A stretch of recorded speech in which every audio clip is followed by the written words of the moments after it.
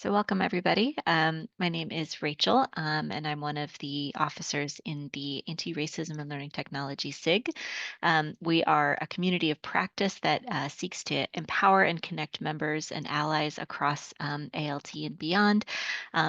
To create an anti-racist community by sharing best practices, testing new ways of learning, influencing learning technology, and sharing lived experiences within safe spaces. We advocate for anti-racism within the wider learning technology community by recognizing diverse voices and experiences in learning technology, building a sense of belonging within the community, and influencing anti-racist teaching practices in a variety of activities. We acknowledge that we're all still learning.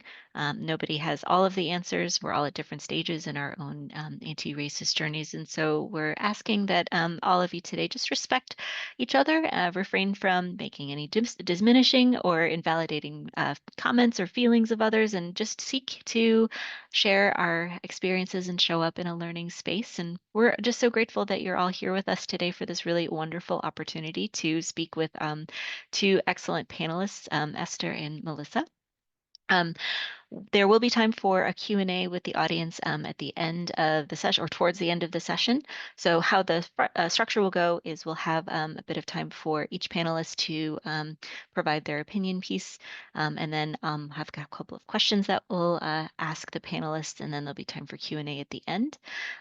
If you do have questions, you can come off mute, but do know that this is a recorded presentation, so just keep that in mind. You can also ask questions in the chat, and my colleague Tunde will be looking at that as well. So really grateful to have everybody with us, and I'll go ahead and pass it over to our first panelist. So I'd like to introduce you to Esther Akinlabi. She is, well, I'll let her introduce herself and pass it over to you, Esther. Thank you, Rachel. Good afternoon, everyone, and greetings from the sunny Newcastle today. I'm Esther Akinlabi. I'm a professor of mechanical engineering, and I'm also serving as the deputy faculty pro-vice chancellor for research and knowledge exchange for the Faculty of Engineering and Environment at Northumbria University in Newcastle in the United Kingdom. It is my pleasure to have been invited to this platform to join Melissa, who is an expert in the field, to talk about a topic before us this afternoon on anti-racist learning design. Does intersectionality change things? And I would like to start by thanking the ARLT for creating such a platform for such a robust discussion, and also a special thanks to Dr. Tunde Durowoju for inviting me to be a part of this panel today. For the benefit of those that may not be very familiar with the topic, I have decided to provide very brief definitions of the key words of our discourse today. First, I will start with learning design.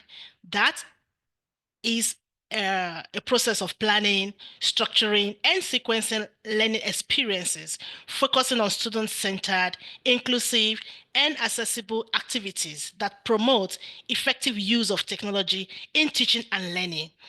While anti-racist learning design, which has recently gained a lot of interest among educators and in the academia, focuses on creating educational experiences that actively challenge and dismantle racism by centering diverse perspectives, promoting critical thinking in learners and also the educators as well, and fostering equitable practices in teaching and learning. Intersectionality, on the other hand, is the interconnected nature of social categorizations. Very recently, on the 7th of March, Newcastle was celebrating the International Women's Day, and I was pleased to be nominated, and I attended this event. I recall one of the speakers talking about intersectionality, and in her speech, she was quoting from Sylvia Duckworth, wherein she was talking about the wheel of power and privilege, and the categorization that Sylvia had used in defining intersectionality included race, gender, citizenship, ethnicity, age, skin color, formal education, ability, sexuality, neurodiversity, mental health, body size, housing, wealth, and language. And the list goes on and on and on. When this was being talked about very recently on the 7th of March, I recall my experience when I newly moved to the UK in 2022, and I was speaking with a colleague, and she said, "You probably picked it up from my accent that I am Scottish." I'm like, "Oh wow, really?" I never knew that. I thought everyone speaks English in the UK, that you all just British citizens. And then few weeks down the line, I also met another colleague who told me we're having a conversation, and he cut in and said, "Esther, you probably picked it up from my accent that I am Irish." I'm like, "Really?" So in my about 3 years living in the UK, I've been able to have a way of being able to distinguish between when a Scottish is speaking English, an Irish person speaking English, and also when we have the British speaking English. So that is talking about language as being a means of categorization, the way and manner we speak English. Now, moving forward from this few background of that I have laying the foundation and background to the topic we're talking about today. My first-hand experience with a demand for anti-racist learning design was back in South Africa when the student body, back in 2015, 2016, there was a movement tagged hashtag decolonization of knowledge, hashtag decolonization of curriculum. And at that time, I was head of department for mechanical engineering science at the University of Johannesburg. And I remember being engaging, having a lot of discussion, engaging the student body, student leaders, and all of that. And I remember having a chat with one of the student leaders one-on-one. And I asked him, "What do you mean by decolonization of curriculum, decolonization of knowledge? Do you mean we need to redefine the Newton's law of motion?" And he said, "No, we're not asking you to redefine the Newton's law. What we are saying is that you should teach us Newton's law in a way that we can relate better, and we can relate and better understand the Newton's law." I said, "Okay." So this went on for a period of over 12 months period, and it was at its loudest when this was demanded by all students across all South African institutions. So at that point in time, universities across South Africa tried their best to listen to the student voice, and they had many transformational policies and curriculum review at UJ and many other universities in South Africa to try to meet the students halfway at that time. And I can also say from that moment onward, universities that were then continue to evolve when it comes to recurriculating and looking into anti-racist learning design and all of that. Having said all of this, here is my personal view regarding anti-racist learning design, that there's no quick fix. Platforms like these are very, very crucial and very important.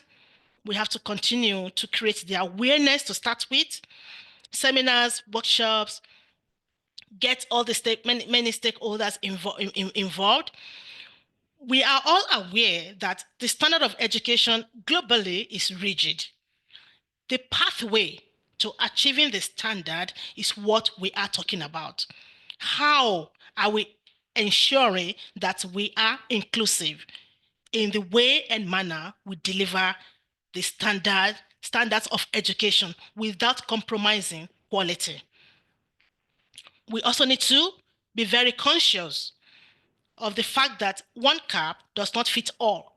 Hence, there's a need for a call on all stakeholders to get involved, including the student voice, and come up with authentic ways to ensure that we have anti-racist learning designs. And this can only be achieved by taking intersectionality into account. With these few words, thank you very much for your attention. Over to Rachel. Thank you. Thank you, Esther. I'm so glad that you're here with us today. Really appreciate that perspective, and yeah, so looking forward to further discussion. Thank you. Okay, now I'm going to pass it on to our next panelist, who is Melissa Holt-Brewster. Melissa, I'll take it away. Thank you. Thank you for the invitation and for the introduction, and really interesting, Esther, to hear you and your views. So hello, everybody. I'm Melissa, and I am a principal lecturer at Liverpool John Moores University in Merseyside in the UK. And I'm only quite recently joined the organisation. So I call myself a pracademic rather than an academic, because my career so far has been spent working in practice within UK local government, and then more lately for the past 9 years in the NHS. And my professional background is organisational development. So in a nutshell, organisational development is the study of human systems, of culture, of a workforce as a component. And the profession organisational development is a profession that steals the best from lots of other different kind of professions. So from sociology, from behaviourists, from HR, from learning and development practice. So that's kind of a little bit about my background. In my previous organisation, the NHS, I was lucky enough to be involved with a big project across the organisation, 12,000 employees, around anti-racism. And the organisation took a bold move for the NHS to declare itself an anti-racist trust, NHS trust. And I was part of the team that led that work. And I did that for about 2 or 3 years. So lots of work personally, but also work on an organisational scale. And I bring some of that knowledge to today's conversation. I am currently a doctoral candidate at Liverpool John Moores, and my research topic is anti-racism, allyship, and psychological safety in the NHS. So I'm a year in, and already feel that I've learned so much from the process, but still have a way to go, obviously. And then the last kind of point of reference, because I think I will talk about this in the next few minutes, I'm also completing my postgraduate certificate in academic practice because I don't have a teaching qualification. And my current module is inclusive curriculum. So I'm bringing some really kind of recent learning to our conversation today that I hope will be helpful. Primarily, the theme that I keep coming back to is the need for learners, students, to feel that they belong and that they matter. To feel that they belong and that they matter. And I will keep coming back to that. So that was just a little bit kind of about myself, my background. And to start off my thinking, I wanted to, first of all, ask people to reflect on the work of a writer called Temu Okun, who has talked about the different characteristics of white saviorism. And one of those is perfectionism. And this has been chosen because in a space where we're thinking about anti-racism, racism, white saviorism, perfectionism is something that we experience that holds us to a standard that we expect everybody to meet. And the way that this links into white saviorism is because it's considered that the standard that we're expecting everyone to meet has been created and is upheld by a position of white power or white superiority. So thinking about this whole idea of perfectionism and people needing to get things right first time in this space of anti-racism curriculum design, in this space as educators, Temu Okun talks about an antidote to this element of white saviorism. And the antidote is that when working in this space as educators, as learning designers, we need to be ready to make mistakes and learn from them. And that's already been mentioned by Rachel this at the start of the call. And I think that's really important when we think about anti-racism learning design. We have to be ready to challenge this notion that we get it right every time, that we produce these perfect modules that are anti-racist first time round. Let's hold that in our hearts. As a white woman doing this work, I feel that I make mistakes all the time. And hopefully I'm learning from those. I'm very conscious today of something that I read over the weekend, a really vocal criticism from global majority community members about white women specifically benefiting from work in an anti-racist space, from doing EDI work. So I'm kind of holding all this as I try to do this work, but I'm also committed to bringing my whiteness and the influence that I can to this work around anti-racism. So when we think about anti-racism teaching and design, as Esther has already said, learners, institutions, educators, we must accept that we will make mistakes as we try to embed anti-racism design. We must make provision for educators to be supported, to have reflection space, to connect with peers as they take tentative steps into doing this work, and also have a space, a place where people can be encouraged with the successes and also encouraged when things don't go as they hoped. And I quote from an author, Anthony Scragg, who talked about unlearning is unknowing.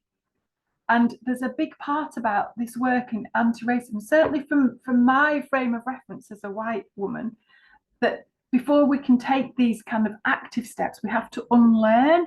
And that unlearning, as Anthony says, is unknowing. And as we step into a space of unknowing, blimey, is that scary? Yes, it is. And educators are used, aren't we, to being the people that know how to do things, that know the answers. And as we move into an anti-racism design space, we have to adjust to this feeling that actually we need to unknow, we have to unlearn how to do this.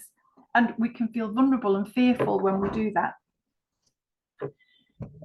So my view is that there isn't a prescribed way of doing this, of designing anti-racism learning.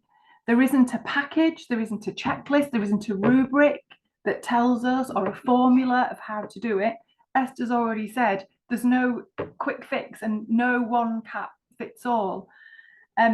We have to start as educators with ourselves in this space.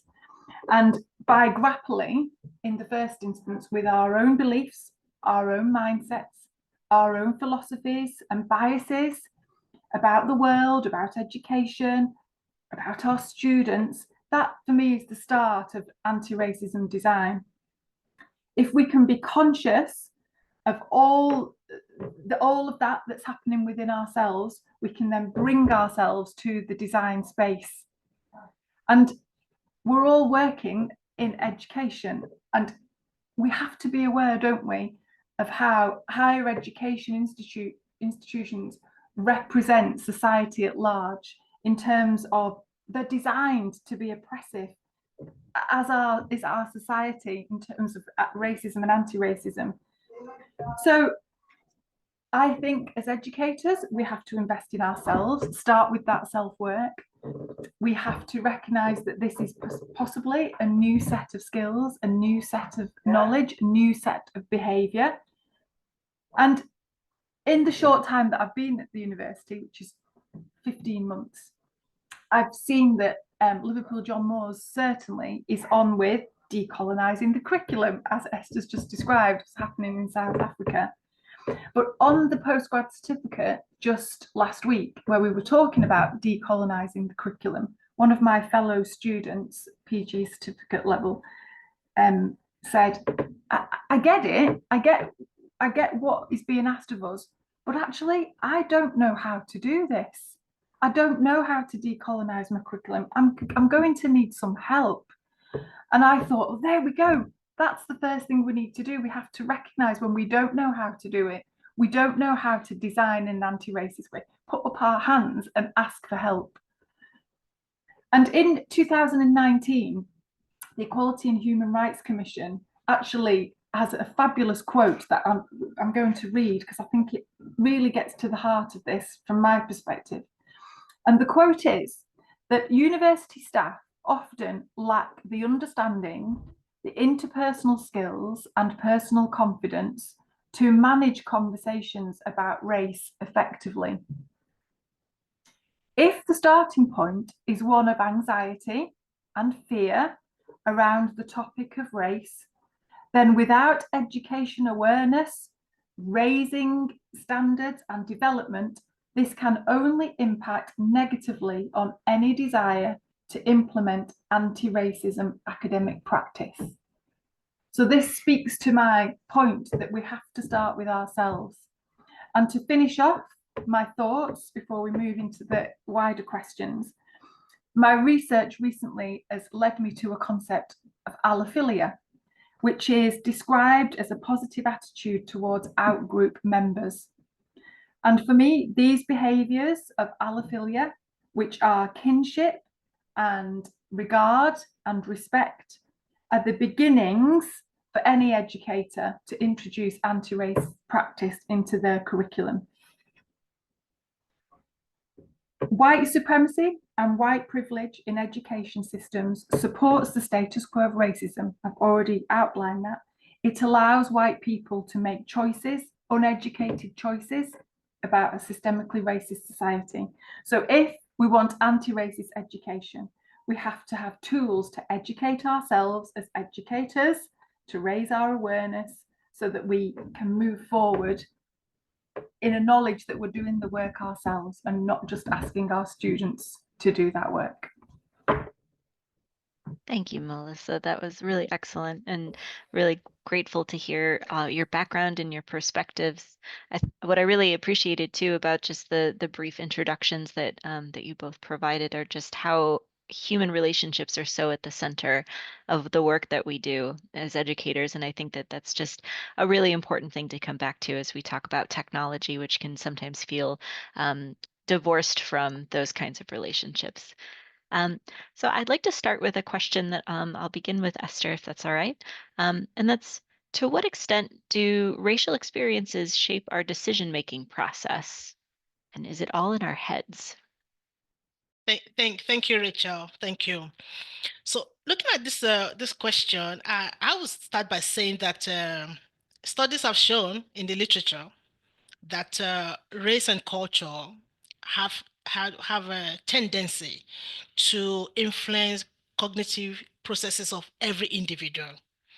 Having said that, it's a known fact that our brain naturally processes information through a filter of our personal experiences and our preferences as well. And it is based on this principle that artificial intelligence robot, that is the principle on which it works, wherein databases are created and fed into the system, which the robot then rely on to give answers when asked. Having given this background, going back to your question, to what extent do racial experiences shape our decision making? Yes, it's got an influence. There's an influence.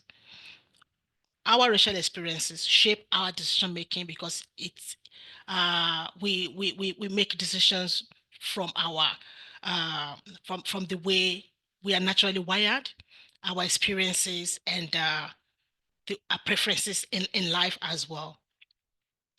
I've read recently that we are now beginning to see humanoids being manufactured speaking indigenous languages. That is anti-racism technology in the right direction. So exciting to see such field evolving.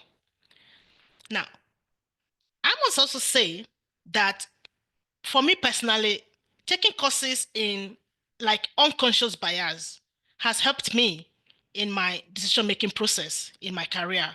It has helped me to be very objective, transparent, and independent when I need to make decisions. And I would recommend that for every one of us in our spheres of influence, we should try to undertake such short learning programs, seminars, workshops where unconscious bias is being discussed, as that has really helped me personally. So I hope I've been able to answer your question, Rachel. Yes, thank you, Esther. Melissa, I'll pass that to you. Yes, thank you. So all of these questions, I obviously am going to answer from my perspective as a white woman and my professional background in organisational development. And the short answer to this question, do racial experiences shape our decision-making process? Is it all in our heads? The answer is yes, I think, as Esther has just said. And I wanted to talk about unconscious incompetence. So I believe that for many white colleagues, the whole idea of white supremacy, white privilege is something that actually they don't have to lean into, they don't have to know about. I think they believe that the world is fair and just. And only when people step into that space of wanting to learn and educating themselves do they come to that first stage of unconscious incompetence where they go, blimey, I didn't realize all this was happening. And now I do know about it. I need to do something about it. So when we think about making decisions, we can only make a decision based on our framework, our cognitive framework, or our experiences. And I wanted to just refer you to Harry Potter, actually. So for those of you that read the books and maybe seen the films as well, in one of the books, Harry Potter, when they're taken to school on the first day, the carriages are drawn by these magical creatures. They're called Thestrals. And in the first book, Harry can't see these creatures, they're invisible. But in the second book, he can see them. And he explains to one of his classmates, Luna, I think it is, Luna Lovegood, that he can see them and she can see them because they've both seen death. And once you've seen death, you can then see these Thestrals. And it made me think that as a white person doing anti-racism work, thinking about white supremacy, white privilege, once you step into that space, you see things that you didn't see before. You see the world from a different perspective.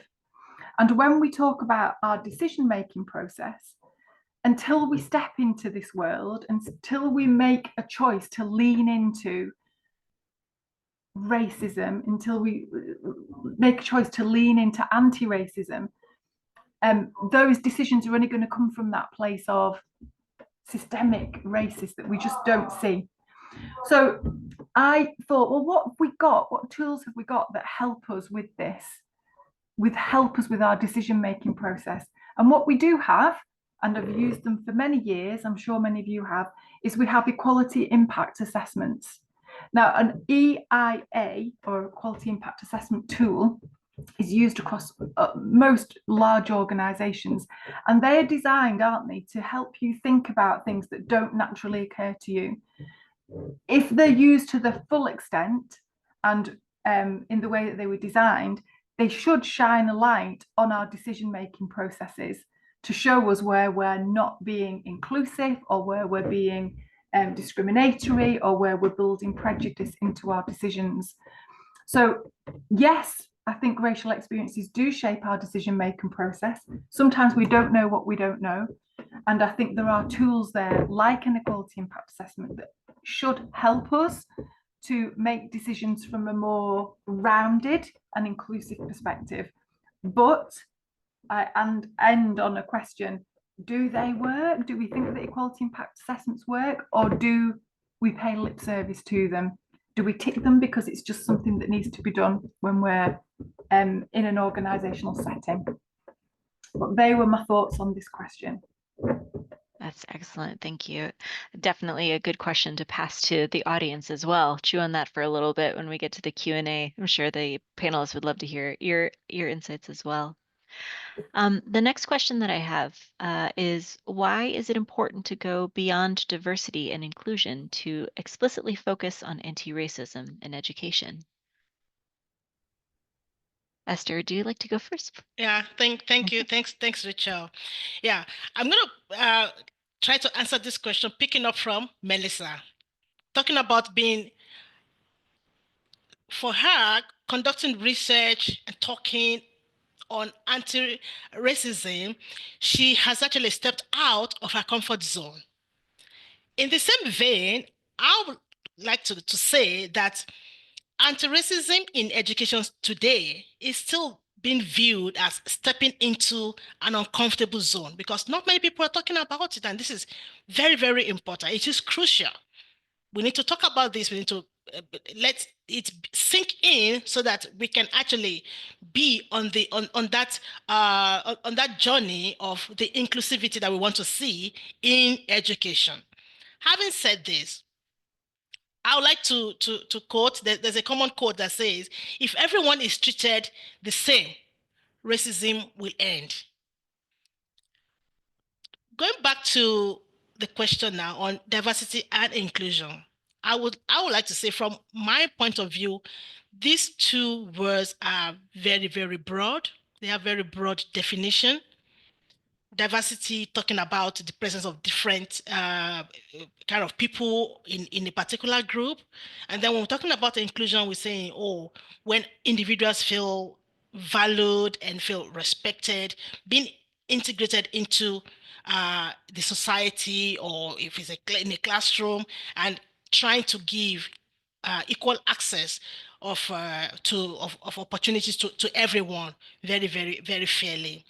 So, having said this, I believe that an anti-racist educational system, free from racism, free from intolerance, and free from biases, will be very beneficial to all learners and educators of all ethnic identities, including the white majority.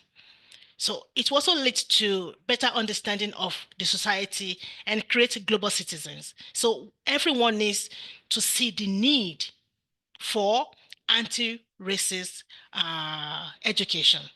This is my point that I want to make. Thank you. Thank you. Thank you.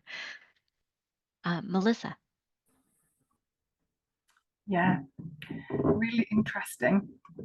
So why is it important to go beyond diversity and inclusion to explicitly focus on anti-racism?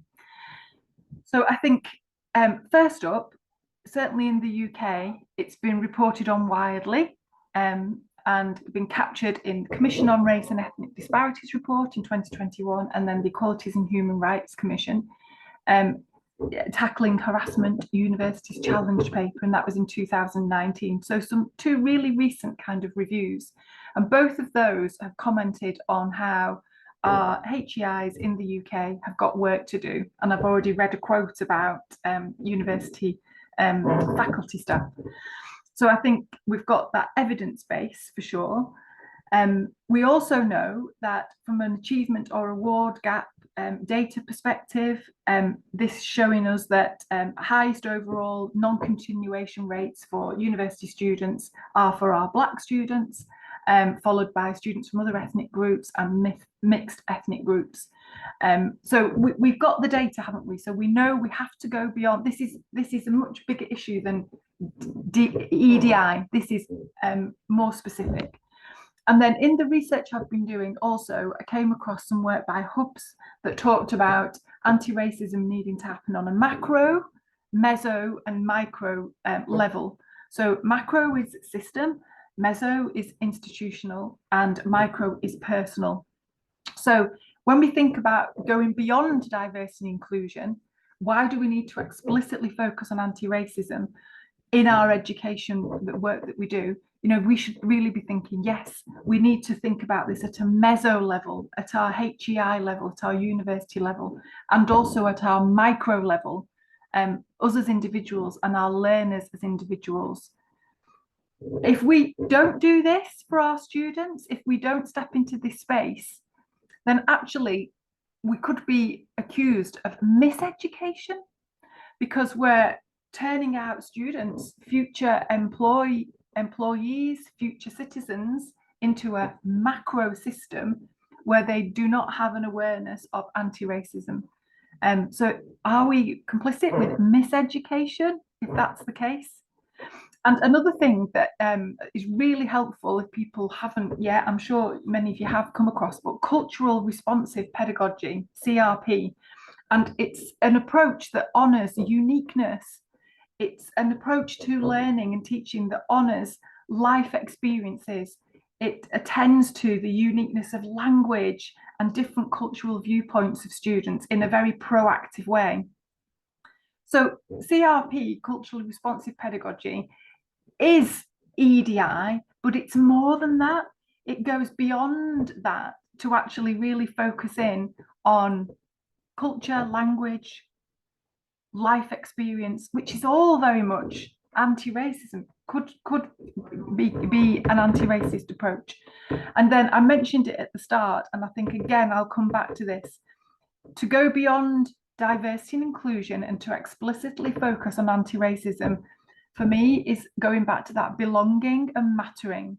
So for every student, every learner that steps into an education space with a curriculum presented to them that's designed by us, we have a humanist responsibility to approach that education in a way that reflects their needs, that reflects their life experience, that enables them to flourish, to be better versions of themselves. Surely that's why we do the work we do.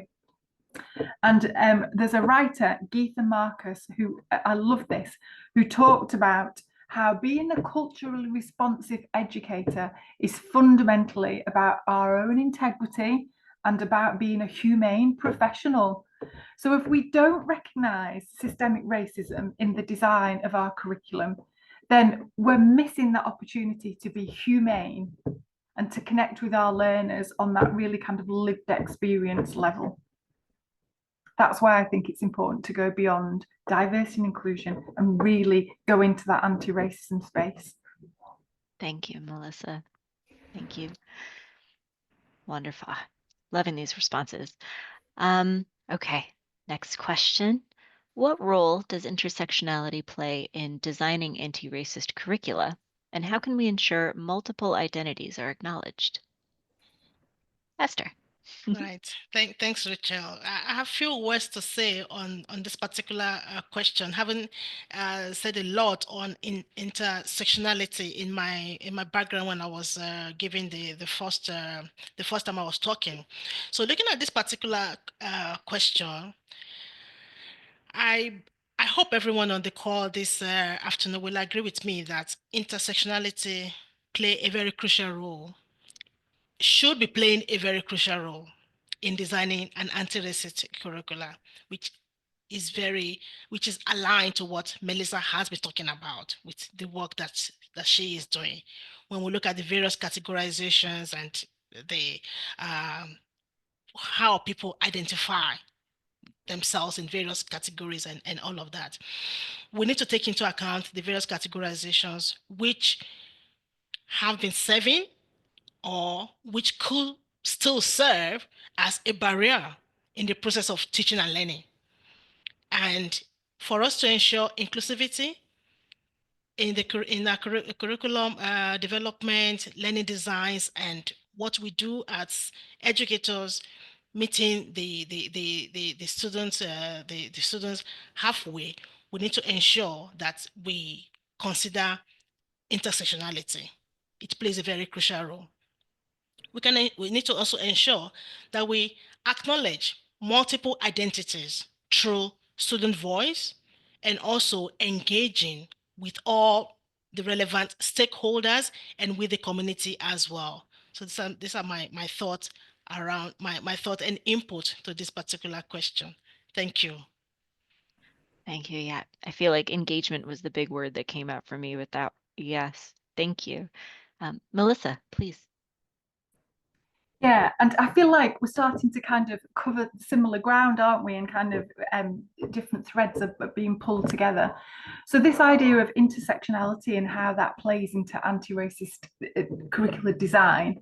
So as Esther has just said, yes, how can you do one without the other almost? How can you focus on one element of an individual without taking into account the wider being that they are? That is my understanding of intersectionality, because we come with lots of identities. And I go back to culturally responsive pedagogy, which is about honouring the uniqueness and individuality of people for every bit that they bring. And there's a great study by a writer, Tedam, Tedam, from 2011. And it was a research piece that was done on Black social workers in the UK. And this research concluded with a conceptual framework that is called the Mandela cycle. I don't know if anybody's ever come across that. But basically, the Mandela cycle is a little bit of a mnemonic that helps the social work managers connect with the individual social work students in their entirety. So it was about meeting that individual where they were, acknowledging the individual needs, the individual differences. And it goes through kind of the whole of the word, considering the individual's needs as an employee, as a student, and then coming up with a development plan. And it's a fabulous kind of tool that when I was thinking about this, I thought, do you know, if we just meet the individual where they are in their entirety with all elements of them, then we will cover off intersectionality, won't we? But we focusing today on anti-racist curricular design. But if we adopt a culturally responsive pedagogy, we cover off all bases. We cover off everything. And again, I keep coming back to that. How do we help people through our lesson design, through our curricular design? How do we help everybody with all elements of themselves feel that they belong, A, and B, that they matter? So whichever identity I'm bringing and that we're focusing on, does that part of me feel here in this lesson, in this design? Does it feel that I belong? And does it feel that that voice matters? So it's not about, this isn't about a compliance approach where we're saying, tick, we've done this, our curricula has met this, tick, tick, tick. This is about, going back to the start, teachers, educators feeling able to go and meet the students where they are, to be vulnerable in that space, and to talk to their learners and the students about all elements of themselves. You know, meet them where they are as a human being. Absolutely. Yeah, meeting people where they are, really crucial. Thank you. Esther, I hope you don't mind that I keep passing it to you first. But our next question, what are some concrete strategies that educators and instructional designers can use to embed anti-racist principles into curriculum development?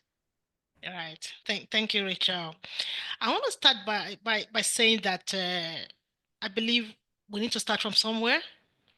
And I would like to encourage educators and instructional designers to have intersectionality lenses on at every point in time when they are trying to design the curriculum. They have to be intentional, ensuring that the lenses are really bright and sharp, and they are able to incorporate intersectionality into the curriculum designs. Having said that, there is an urgent call that everyone get on board, educators and instructional designers, restructure the curricula to reflect a broader range of knowledge perspectives and experiences. Using case studies, very importantly, that students can easily relate with. I found that very, very, it helps people, it helps the students to be able to engage with the topic that is being discussed when we have case studies and examples that they could easily relate with. from their background, from their culture, from their country. Those kind of examples really helps a lot. Another strategy could also be creating different pathways of assessments in a module. And also, there's need for educators and the instructional designers to be intentional about the course designs, such that we are ensuring that we are diversifying the course content to ensure that it is inclusive. Thank you. I always love a good case study, and I mean, different ways of assessment is really something that I'm really passionate about. So that's just my little interjection. But thank you so much, Esther. Melissa. So I have got 4 kind of points to answer this question about concrete strategies. So what concrete strategies can we use to embed anti-racist principles? So I'd like to talk to you about hands, mouths, ears, and hearts. So to start off with hands, these are the things that I think we can do. And, you know, even as a real basic starting point, we can act on the work that's already started in universities about the decolonization of our curriculums in its widest sense. You know, let's really engage with that and dismantle the power that exists in the curriculums, and that each of us uses an anti-discriminatory lens when we're critiquing the resources. Many of us, I've found in the short time I've been in the university, many of us inherit content, we inherit modules, we inherit learning materials. And even if we do inherit and we don't have the ability to make big changes, that we can actually critique it, can't we? We can go back and we can look at the resources, we can look at the content with an anti-discriminatory lens on that. And if we've done that personal work to be in that anti-racist space, we can bring an anti-racist lens to our critique of resources. So I think that's something that all of us can do. And I would imagine in every university, in every establishment, there are people that already are, you know, far on with this work that can advise. So that was my first thing, use our hands and actually get doing something. And then I thought about our mouths and speaking. So for this concrete thing we can do, I think as educators, we can explicitly name and call out the injustice in our curriculums. So in a recent conversation with a colleague, she is a lecturer, an educator, and her topic is astrophysics. And we were talking about how do we make an astrophysics curriculum anti-racist? And she said, well, you know, the first thing I can do is name it and call out the fact that in the past, only white privileged men with time, leisure, access to money, sponsors were able to formalize their studies and their explorations in this subject area. So straight away, by explicitly naming what's happened in your topic area, call out the injustice, we're using our mouths to speak of the situation that we're currently in. So this I thought was really interesting. And then this whole idea of ethnocentrism. So it's a reversal of pluralism. So, you know, pluralism is having a multiple point of view, and the solution to ethnocentrism is multiculturalism. So if we can include a variety of cultures and speak about that in our lessons, then we are tackling the ethnocentrism that already exists. So that was the mouth one. And then ears. So ears is about listening. And this, Esther has just talked about this. This is about listening to our diverse student and learner population.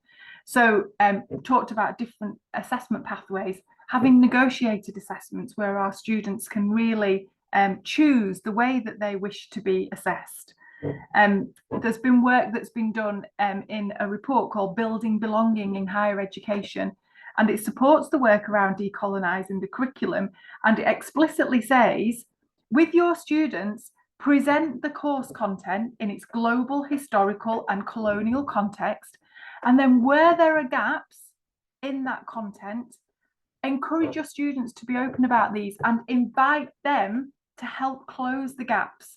So let's listen to our students. It speaks to this philosophy of student as co-producer. And you know, as a white educator, why would I not listen to the diversity of my learners and students? Why would I not say to them, look, I need to decolonize this curriculum. Can you help me? Can you bring your voice to this? I'm interested in sharing the power of your experience, the power of your validated lives. No, so that was the listen to our students. And then the last one was the heart. So this was about love and going back to that thing I keep talking about, belonging, and this concept of allophilia. So if you take out a module and you go through that module and you look for all the opportunities in that module where you can build in activities that would nurture and create allophilia, we would be creating opportunities for different students, for students with different lived experience to sit together, to talk together, to work on a task together. And by doing that, we would be really proactively trying to raise the levels of allophilia in our group, reduce the fear of other, the fear of different. And if we do this, all of us, in all of our lesson content, think about all those opportunities where we would be encouraging and creating space for our students to attend to this notion of allophilia, where they become more affectionate, where they have a sense of kinship with each other, where they are engaged and enthusiastic about each other's backgrounds. Because I think so many learners, so many students sit in classrooms, sit in lecture theatres, afraid of the other, afraid of the different. So one of the things that I think we can do as educators that's really concrete is create opportunities within our lectures to just pause and focus on allophilia. So it was hands, mouths, ears, and heart. Thank you, Melissa. Easy to remember. Excellent. Thank you. Our last question is, how can we make anti-racist learning design accessible and practical for educators who may have limited resources or institutional support? Esther, please. Right. Thanks, Rachel. So looking at this question, we need to continue to do the talking, creating more awareness so that we can have many more people get to know more about anti-racist learning design. So having said that, we need all stakeholders on board, starting with having workshops, seminars, various platforms, and having individual educators taking responsibility for ensuring that they are intentional about the designing of an anti-racist curriculum. So many people don't even know about it. So there's no way someone can actually do something about what he or she does not even know anything about. So I believe there's need for more of awareness that needs we need to actually raise the voice. We need to sound the symbol louder and louder and louder, and get many more people, many more educators to get to know more about what this is all about. When we're talking about anti-racist learning design, many more people need to know about it, and also get the student voice as well on board. Get students to engage in a discourse, to get to learn more about it and get to know more about it. Secondly, I want to say that educators can also consider diversifying their reading list when they're prescribing textbooks and reading lists for their modules in their curriculum. They can look into diversifying their reading list by including authors and perspectives from diverse backgrounds and culture that the students can easily relate with, not having only one specific only one book for a particular module.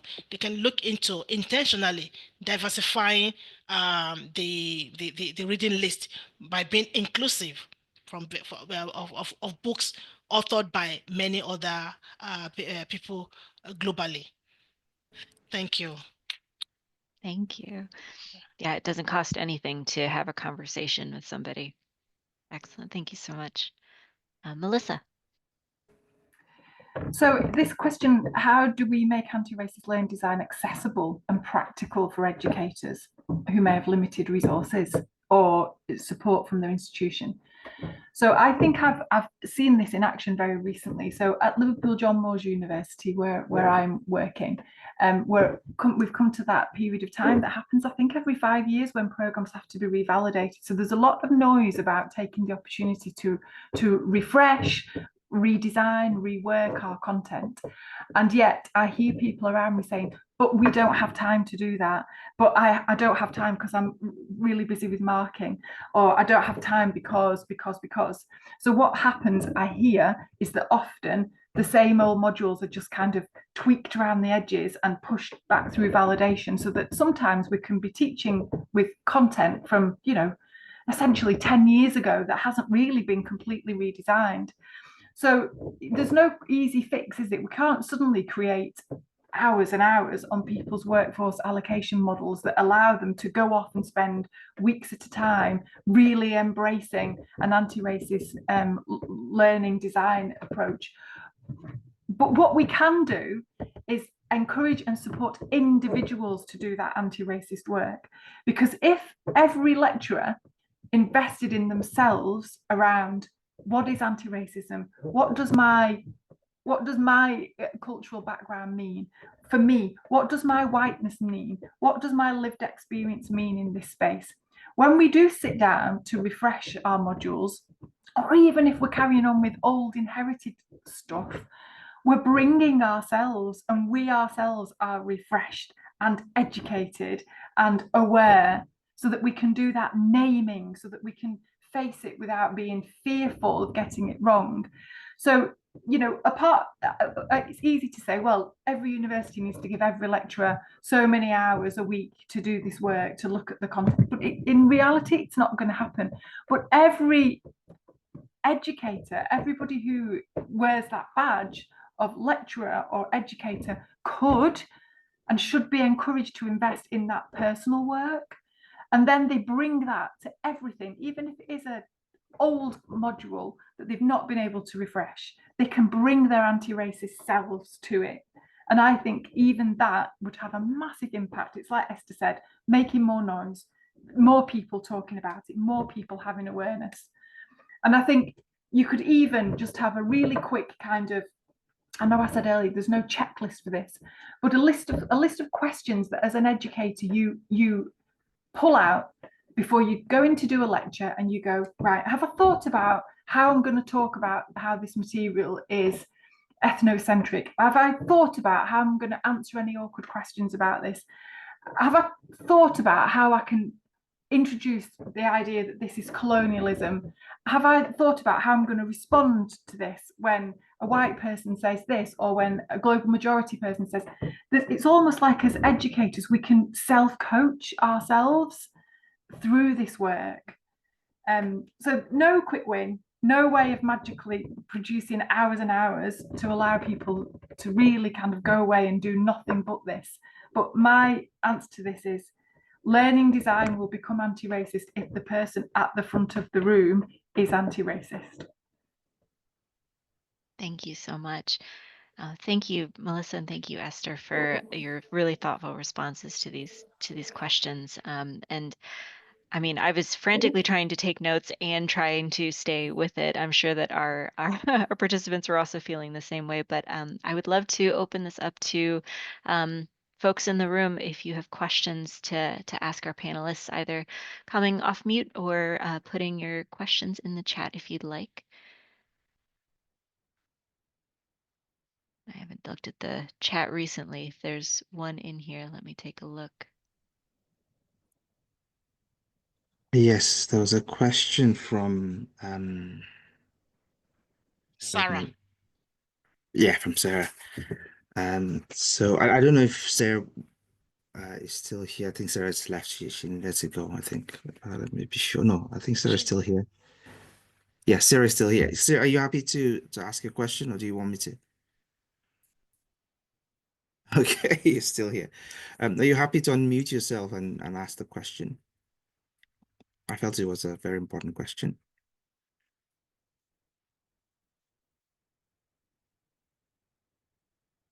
And hi, can you hear me okay? Yes, we can hear Yes, you. we can hear you. Yeah.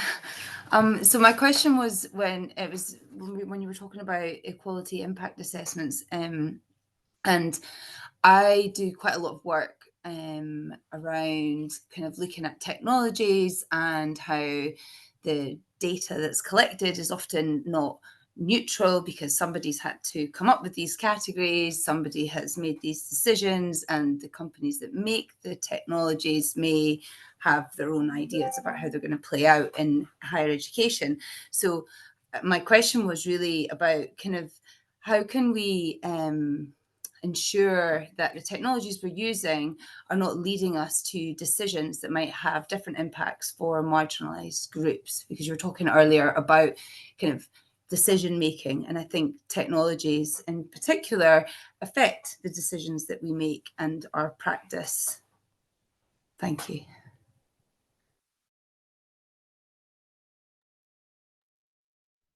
Should I go first? I think Melissa is the best person to answer this question, so that's fine. Yeah, please go for it, Melissa.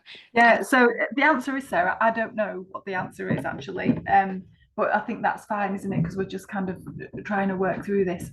So when you're working with this data and making decisions about what to purchase or which data to use, are equality impact assessments a regular part of that process? Would be my first question back to you. And if so, who completes them? Is it done like an individual, or is it done on a peer basis? So that would be helpful to know. Are they a regular kind of occurrence when you're doing that kind of work? It's a really difficult question to answer. I guess when you're thinking about learning technologies, it will really depend on the university that's implementing it. And I think sometimes learning technologies, especially if we think back to sort of COVID times, things were implemented very quickly, and perhaps some areas weren't thought about as in depth as they could be. But even aside from that, if you think about the learning technologies that your institution uses, what data is being collected on students in those technologies, in the VLE, and all the different technologies that are being used, and are they impacting decisions that are made within the university, and do those decisions impact groups differently? From my research into a small part of this in digital assessment, yes, they do. But I think it's much wider than that. So I guess I'm just sort of throwing it out there as an addition, especially around intersectionality, because there's different categories that are applied to people, and how those categories then intersect might, have unforeseen circumstances. Yeah. So if I was completing an equality impact assessment on a decision about a teaching learning platform or some kind of tech, as a white woman completing that, I'm only going to bring my white woman frame of reference, aren't I? And when an equality impact assessment is completed and it's done in the very best way that it could be done, it would be a communal decision that had diverse voices in there, that had students in there who were also contributing to it. So I go back to what I said. I do think when done properly, an equality impact assessment tool can really help dismantle any prejudice or disadvantage in decisions or in application of anything. But I'm just not convinced that they're always done in a way that optimizes them. I think often it's one person that's coming at it with just their one view of the world, that's ticking the boxes. Does this tech affect people from different ethnic categories? Well, no. And then you move on to the next box. So I think the secret is to do equality impact assessments properly in the way that they were intended to be used. So, good minds. Thank you. Can I just add something to the mix here with regards to this intersectionality? And I know having a conversation somewhere at the university thinking about intersectionality, and the question that was raised was which diversity points are we intersecting with another? Because we know that interaction of this individuality sometimes creates new dynamics that we never really thought about before. And it was very important to then say, okay, what sort of a diversity points do we want to, for example, measure? For example, if we want to send out a survey to students and we want to collect, diversity information, what is guiding that selection? Is it the Equalities Act, protected characteristics that we're mindful of? And more recently, with the access and participation plan requirement of the Office for Students here in the UK, where every university is required to come up with a plan to sort of improve the access and participation of various student groups. So the question then is that there are these new diversity points, for example, social economic background, first in the family, etc. So how do you then decide what sort of information to collect? Therefore, how do you then understand what the needs are, right, within your student members? And then how do you then decide what to prioritize? Because if you look at the access and participation plan, again, you're asked to think about your priorities. And that in itself can create that sort of illusion that some diversity points are more important than others. So I suppose this is always going to be a very sort of difficult question to answer. But then again, of course, I would say, of course, look at your context and hopefully you'll be able to answer that question. But very, very interesting question there. Thank you very much, Sarah. And I appreciate your insight as well. Melissa, because that's always something that I think we should, do more of. And when you apply for some fundings, some funders will ask you to fill that form, that equality impact assessment form, so that you can, in some sense, try to be aware and conscious of how whatever interventions you're planning or project you're planning, how that will impact all those and various diversity points. So yeah, very interesting indeed. Thank you very much.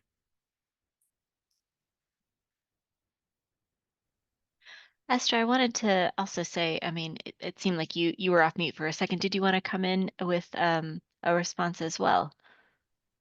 I was going to add with respect to the question that Melissa already has answered so well, that it's a known fact that the technologies comes to play to affect decision-making processes.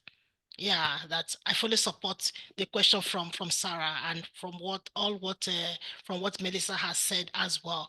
We cannot underscore the fact that this is not affecting it. We have to also know that it does comes to play as well. That's just a few things I wanted to add. Thank you.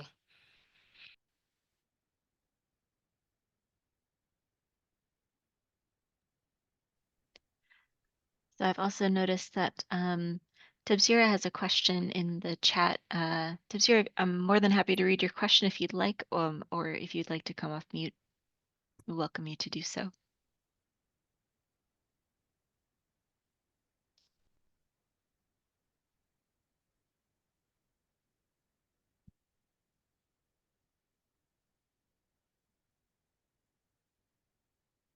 Okay, I'll ask the question. And this one also kind of stood out to me too, because it specifically calls out the United States, which is where I'm from. But how do we preserve or secure these practices when governmental leaders like those in the United States come into place and ban DEI practices, EDI practices, and withhold funding if organizations continue to promote these kinds of things?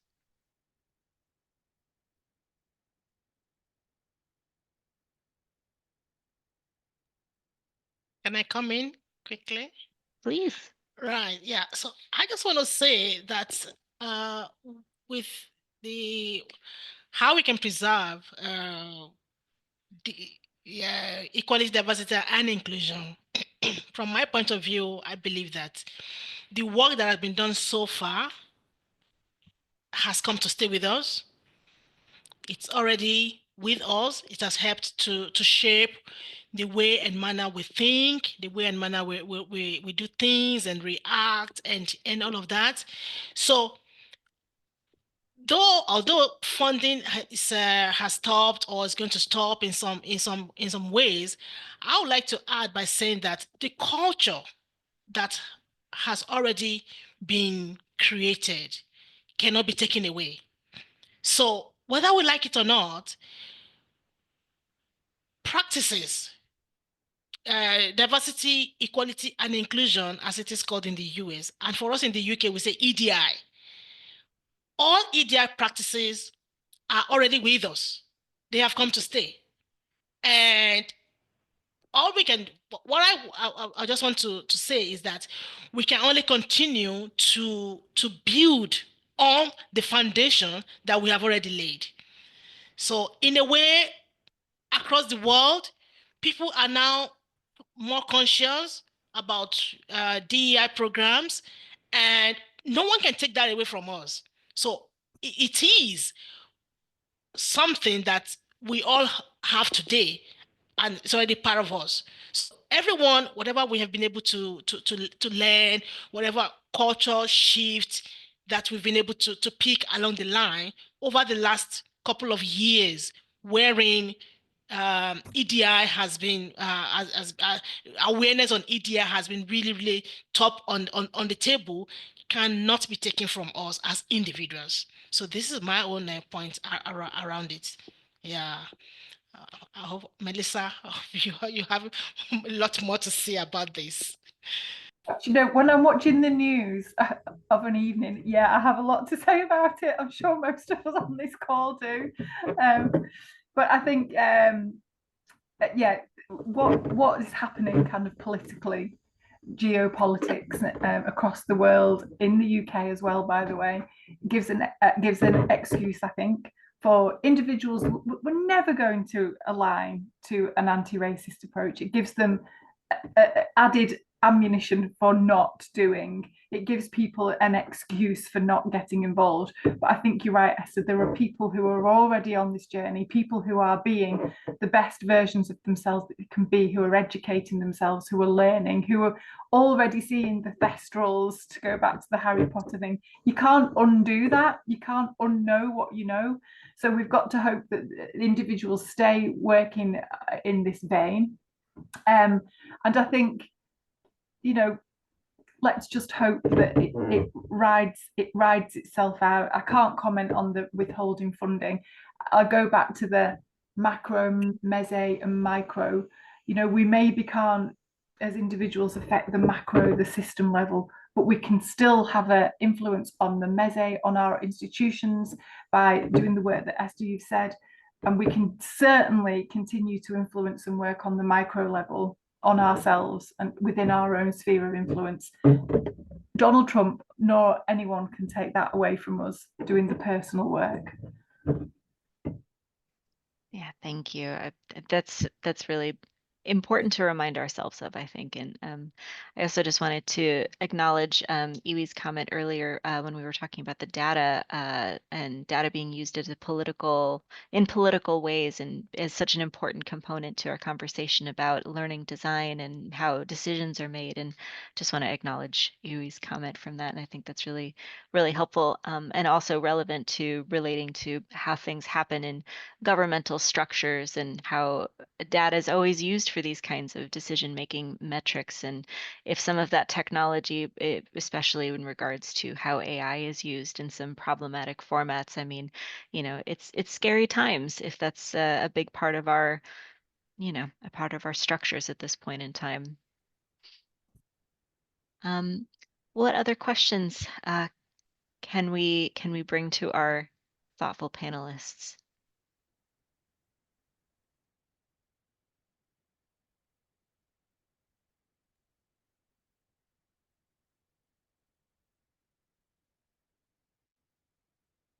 Can I just very quickly just add a quick comment to what Tamzira asked around that issue of what's currently happening in the US, and I'm really grateful for both Esther's and Melissa's response to that, and I think I just want to echo that and just say, while at that sort of macro level, EDI activities or interventions are sort of being frowned upon, and we know that the current government doesn't favor, for whatever reasons, is that what do we do in a sort of hostile environment?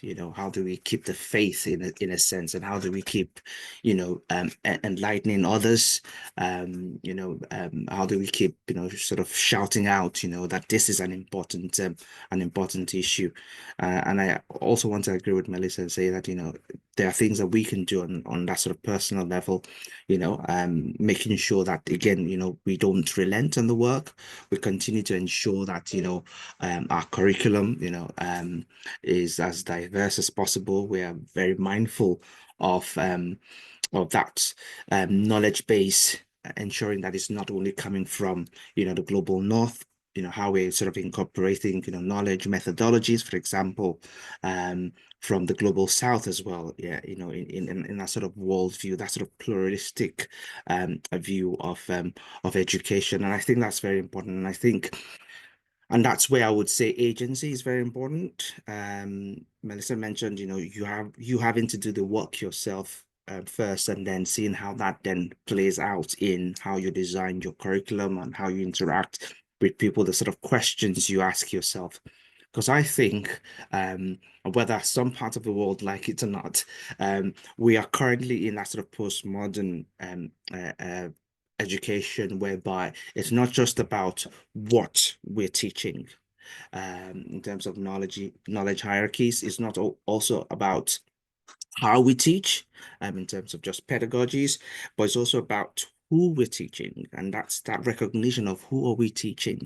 So when we know who we're passing that information to, and we understand their needs, then we can tailor our curriculum in the most effective manner. And I think that's very, very important. And I think that's what this is really all about: understanding who you're teaching. Who are they? Where have they come from? Are there any sort of challenges that they're facing? So understanding those needs, I think, is very important in this postmodern education. And I think that's the sort of, in my opinion anyway, that's a sort of perspective we should adopt going forward. But I would say more grease to your elbow over there in the US, because I know it's a very challenging time. And my apologies. Thank On you. behalf of all the Americans, I'll take it. Thank you. I have a question. I would love to hear from each of you if there's a particular instance where you felt a connection was made that was really that really strengthened your ability to utilize anti-racist pedagogies and strategies in your learning design, that was well received by, say, a colleague who maybe needed a little convincing, or by a superior who made some adjustments on the institutional level because of some interventions you proposed, or some work that you've done, or maybe even some work that you and your students have done. I think that those kind of successful at the meze level kind of stories are really inspiring. Or even if something just like a good human to human conversation that was really really enlightening. Yeah. Let me go first, right? Yeah, I would like to share very, very briefly my experience back at the University of Johannesburg, wherein I was at the center of developing a module titled Decolonization of knowledge. And so I was the coordinator of developing that module at that time in 2016, and this had many input from various experts from education, engineering, STEM, and many people coming together to give input to that course content development. And we came up with a course dwelling a lot more on students learning more about culture, their heritage, their identities, and referring to authors that are within South Africa and within Africa generally. So that was something that was really, it was an exciting journey for me at that particular point in time. And then this module became a compulsory module across all students going through the University of Johannesburg. Secondly, very quickly, I also want to share part of what the university came up with from the whole hashtag decolonization of knowledge was the University of Johannesburg came up with they call it Africa by Bus. So every year during some holiday period, the university was sponsoring using buses to transport. They will provide fully funded tour for students of the University of Johannesburg. This was open to everyone, all students registered at the University of Johannesburg, irrespective of where they have come from, international students, local South African students, and also across all programs, undergraduate, postgraduates, to travel using the bus to neighboring countries around South Africa, majorly for them to learn about the culture, food, knowledge, share knowledge, experiences, and all of that. And that program has continued till today. So this started when I was at the University of Johannesburg. It was not my idea, but it was a university strategic decision to do that. So I was very pleased, like, few months ago, I saw this posted on Facebook, Africa by Bus. I was like, oh, wow. This started in 2016 when I was at UJ. To see this still ongoing, students were so excited, bubbling, and really very happy. To still be part of Africa by Bus, that was really something, it was a big take for me. So these are just the two I would like to share with us this afternoon. Thank you. Thanks, Rachel. Melissa. Yeah, they're great examples, aren't they? So an example that I hope is going to really be impactful is a programme that is starting at Liverpool John Moores imminently, actually. So a year ago, when I arrived as a new staff member, I sought out Tunde, who also is Liverpool John Moores, to ask about work that was happening around anti-racism and could I join it, because I've been working on that in my past organisation. And over the intervening 12 months, we've managed to find some funding and secured support and sponsorship and commitment from the senior leadership team at the business school in Liverpool John Moores, who in their entirety will be starting on the 2nd of April an anti-racism development programme. So it's the first time that it's been done at the university, certainly in the business school, although lots of other work has been done and is ongoing around anti-racism and EDI. But this feels like it's been a real step from the senior leadership team being in perhaps a passive state to taking action. So I'm proud of that. I'm proud that by going and trying and influencing and trying to bring my past experience to bear in the university, it has hopefully come to fruition. So in 6 months' time, when that program's finished, I could come back and tell you whether or not it's been successful, but I'm hopeful. Thank you. Thank you both so much. Do we have any other final questions in the last couple of minutes that we have together?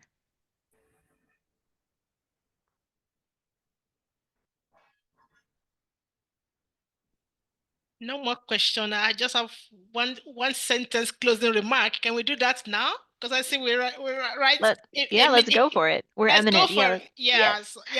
So I just want to say thank you to ARLT the platform, and thanks to you, Rachel, for facilitating the panel discussion this afternoon. It's been really wonderful, and thanks to everyone that have joined in, and to my co-panelists. Melissa, I must say that I need to learn more from you on this particular topic. So we're gonna get on board. I want to learn more from the work you are doing. So in my closing remark, I just wanted to say that all diversity categorization are all important when we're talking about, when we're really taking anti-racist learning design. If we want to take that very seriously, we need to know that all the categorizations as looking into intersectionality are all very important.